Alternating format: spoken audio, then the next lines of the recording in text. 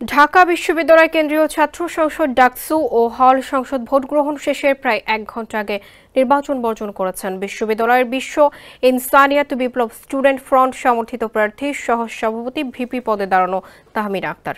মঙ্গলবার সাংবাদিকদের এ তথ্য জানান তিনি।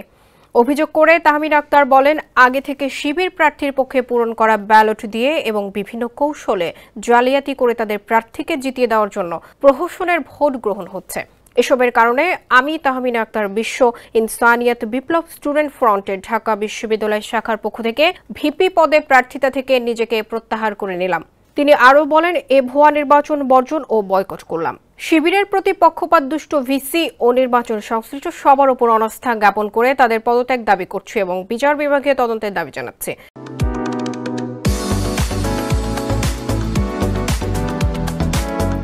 তাহমিনা আক্তার বিশ্ববিদ্যালয় দর্শন বিভাগের 2019-20 সেশনের শিক্ষার্থী। তিনি বঙ্গমাতা শেখ ফজিলাতুন্নেসা হলের আবাসিক ছাত্রী।